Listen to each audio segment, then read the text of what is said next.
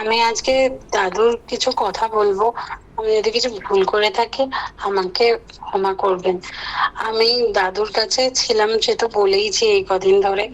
তো আমি যখন দাদুর কাছে থাকতাম আমি দেখতাম রোজ দাদু ভোর 3টের সময় উঠতো। দাদু যত রাতেই শুক না কেন, রাত 12টা হোক 1টা হোক, যখনই শুতো দাদু কিন্তু 3টেতেই উঠতো। আমি 3টের পর কোনোদিনও উঠতে দেখিনি। আর দাদু রোজ 3টের সময় উঠে জব করতো টানা 2 ঘন্টা। 3টে থেকে 5টা অব্দি জব করতো, করে তারপরে 1 ঘন্টা দাদু এক্সারসাইজ করতো। 6টা থেকে 7টা দাদু এক্সারসাইজ করতো। আর দাদু বলতো যখন সকালবেলা দাদু যখন উঠতো দাদু রোজ বলতো ওই সময় জব করা খুব ভালো, ভোরবেলা 3টের সময় উঠে জব করা। কিন্তু দাদু কোনোদিনও কারুর কষ্ট হবে সেইটা কোনোদিনও দাদু কারুর উপর চাপিয়ে দিত না। যেমন আমি আর তুয়াদি যখন ছিলাম তখন ভোরবেলা উঠে আমাদের সেই সময় জব করতে কষ্ট হতো, আমরা দুজনে কিন্তু ঘুমিয়ে থাকতাম। দাদু আমাদেরকে রোজ বলতো, বা দাদু উঠলে আমরা উঠতাম, কখনো কখনো ঘুমিয়েও পড়তাম। যেদিন যেদিন ঘুমিয়ে পড়তাম দাদু কখনো সকালবেলা উঠে আমাদেরকে বলতো না যে তোমরাও উঠে আমার সাথে জব করো। যেদিন যেদিন আমরা করতাম সেদিন আমরা করতাম। দাদু কখনো কোনো জিনিসটা কারুর ওপর চাপিয়ে দিত না। কষ্ট হবে এটা কখনো দাদু করতো না। আর দাদুকে যতদিন আমি দেখেছি জব করতে, দাদুকে কোনোদিন আমি বসে জব করতে দেখিনি। হেঁটে হেঁটে জব করতো। দাদু কোনো ভক্তের বাড়িতেই থাক বা দাদু নিজের বেনারসেই থাক, যখন দাদু বেনারসে থাকতো দাদুর ওই ছোট্ট করিডোরে দাদু হেঁটে হেঁটে হেঁটে জব করতো ওই ছোট্ট ব্যালকনিতে। বা যখন কোনো ভক্তের বাড়িতে থাকতো, যেমন তন্দা কাকিমাদের বাড়িতে দাদু ভোরবেলা ছাদে উঠে গিয়ে জব করতো। অসীম কাকুর বাড়িতেও তাই দেখেছি যে ভোরবেলা ছাদে উঠে গিয়ে দাদু জব করতো ওই ভোরবেলা। দাদু বলতো আমি হেঁটে হেঁটে জব করি, এটা হচ্ছে স্পিরিচুয়াল এক্সারসাইজ আর ফিজিক্যাল এক্সারসাইজ, আমি দুটো একসাথে করি। জবটা হচ্ছে আমার স্পিরিচুয়াল এক্সারসাইজ, আর আমি এই যে হাঁটছি এটা হচ্ছে আমার ফিজিক্যাল এক্সারসাইজ। তাই আমার দুটোই হয়, বসে থাকলে শরীর নষ্ট হয়। তাই হেঁটে হেঁটে জব করলে শরীর ঠিক থাকে। দাদু সারাদিন দাদু ভক্তরা আসতো বলে দাদুকে সারাক্ষণ বসে থাকতে হতো, তাই ভোরবেলা ওইটুকু সময় দাদু যে সময় পেত দাদু ওই টানা 2 ঘন্টা হেঁটে যেত। এমনকি শীতকালেও আমি দেখেছি ওই ঠান্ডা মেঝেতে দাদু খালি পায়ে হেঁটে হেঁটে জব করতো। এমনকি যখন ছাদেও যেত দাদু শুধু যে পরনে যে জামাটা পরে থাকতো সেটা পরে ওই ঠান্ডার মধ্যে হেঁটে হেঁটে দাদু জব করতো। দাদুকে কখনো আমি বসে বসে জব করতে দেখিনি। দাদু আর একটা কথাও বলতো যে আমাদের লাইফটা ডিফেক্টিভ লাইফস্টাইল, এটা আমাকে খুব বলতো। যে কারণ আমি খুব উল্টো পাল্টা খেতে ভালোবাসতাম, আগের দিনই বলেছি আমি মিষ্টি তেলে ভাজা এগুলো খেতে খুব পছন্দ করতাম। দাদু বলতো আমাদের জিভকে কন্ট্রোল করতে হবে, এটা হচ্ছে সব থেকে বড় সংযম। আমাদের জিহ্বার ওপর কন্ট্রোল নেই, আমরা সবসময় জিভের স্বাদে খাই। আমরা এই যে বিশেষ করে আমি এই যে মিষ্টি খাচ্ছি, তারপরে এই কেক, তেলে ভাজা ধোকা টোকা হলে আমি খুব খেতে ভালোবাসতাম, বেগুন ভাজা। তো দাদু বলতো যে জিভকে কন্ট্রোল করতে হবে, জিভকে কন্ট্রোল না করলে শরীর নষ্ট হয়ে যাবে। আমরা আমাদের লাইফস্টাইলটাকে সুন্দর করতে হবে। তো সত্যি দাদুকে দেখেছিলাম, দাদু কত ডিসিপ্লিন লাইফস্টাইল। রোজ সকালে উঠতো, সারাদিনে 2বার খেত, সেবা নিত।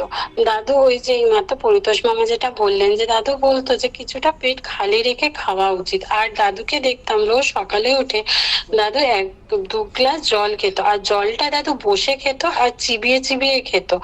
দাদু একটা কথা বলতো, ইট দ্য লিকুইড আর ড্রিঙ্ক দ্য সলিড, কারণ আমাদের জলটা নাকি হজম করা খুব শক্ত, তাই জল সবসময় ধীরে ধীরে খেতে হয়, চিবিয়ে চিবিয়ে খেতে হয়।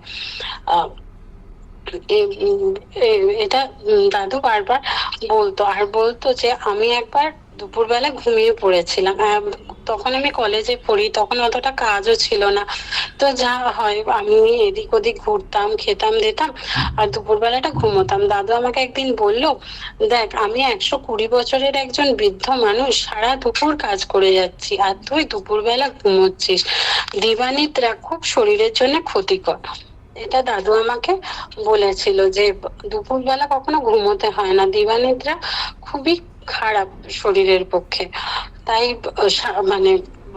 দুপুরে কখনো শোয়া উচিত না। আর এই পৃথিবীতে আমরা খেতে আর ঘুমোতে আসিনি, আমরা কর্ম করতে এসেছি। এটা দাদু মানে দাদু তখন বলতো, মানে সবাইকে বলতো যে আমরা পৃথিবীতে কর্ম করতে এসেছি, আমাদের কর্মটাই আসল উদ্দেশ্য, কর্ম করাটাই। আর একটাও দাদু আমাকে বলেছিল যে নিঃস্বার্থক সেবা করাটা হচ্ছে সব থেকে বড় জিনিস।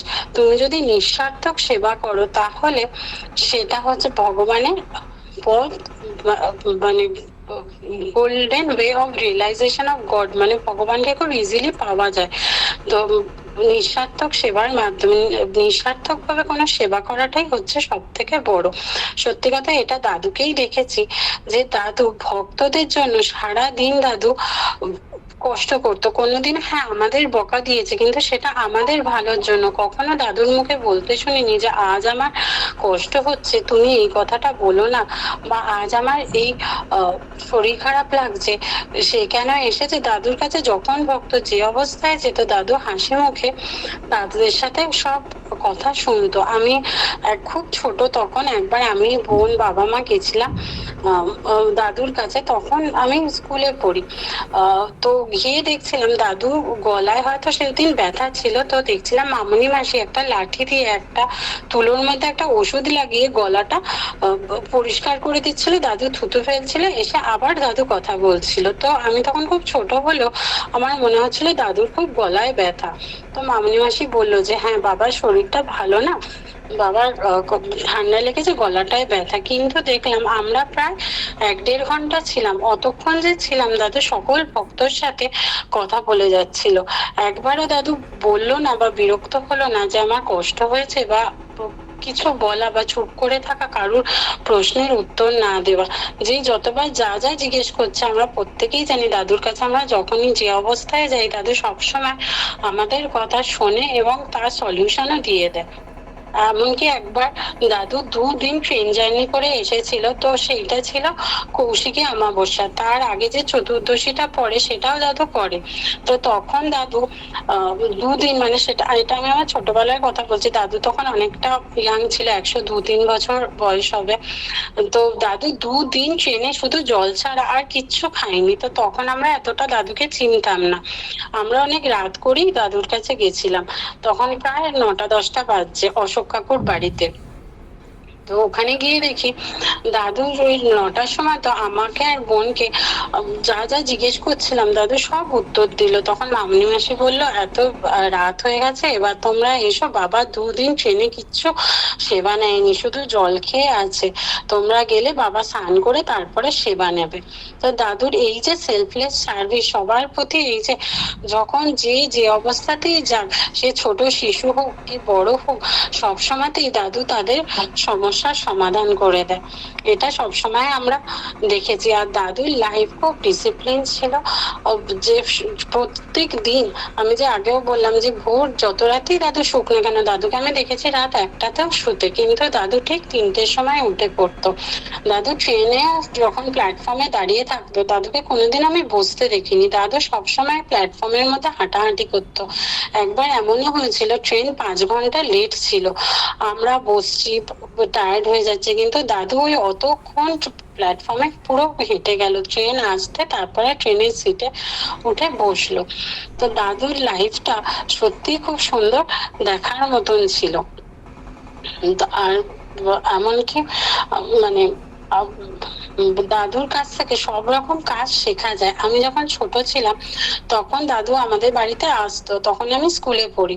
তো একদিন এসে দাদু আমাকে বললো, তো আমার একটা বই ছিল, আমি কমার্সের স্টুডেন্ট ছিলাম, তো আমার এন্টারপ্রেনিয়ারশিপের একটা বই ছিল। তো দাদুও ছিল, আমার হুট করে মনে হলো যে এই এন্টারপ্রেনিয়ারের মানেটা কি আমি জানি না। তো আমি মনে মনেই ভাবছি দাদু যে অন্তর্যামী, আর দাদু যে সব কিছুর প্রতি জ্ঞান আছে, এটা দেখে সেদিন বুঝেছিলাম যে দাদু হয়তো সায়েন্সের স্টুডেন্ট, দাদু নিজে ডাক্তার, কিন্তু দাদু সবকিছু নলেজ, মানে দাদু সব জিনিসটা যে যেটা জানতো না সেটা তাকে বলতো। তো আমি মনে মনে ভাবছি, তো এমন খেতে বসেছি, দাদু হুট করে আমার এন্টারপ্রেনিয়ারের বইটা নিয়ে এসে আমায় বললো এই জিনিসটার মানে কি। আমি বললাম দাদু আমি না এটা জানি না। দাদু তখন আমায় বলে দিল যে এন্টারপ্রেনিয়ারের মানেটা কি। শুধু তাই না, ছোটবেলায় আমাদের হাতের লেখাও খুব একটা ভালো ছিল না। দাদু দাদু আমাদেরকে শিখিয়েছিল কিভাবে সুন্দরভাবে হাতে লিখতে হয়, পেন্সিলটা কোথায় ধরলে সুন্দরভাবে লেখা হয়। একটু আমরা অনেকেই আছি বাচ্চারা যে একদম পেন্সিলের মুখের কাছে আমরা পেন্সিলটা ধরি, কিন্তু একটু ওপর থেকে ধরলে লেখাটা খুব সুন্দর হয়। ইভেন আমি দাদুকেও দেখতাম, দাদু পেন বা পেন্সিল অনেকটা উপর থেকে ধরে ধরে ধরে লিখতো। দাদু বলতো লেখাটা ধরে ধরে লিখতে হয়, তবে লেখা সুন্দর হয়।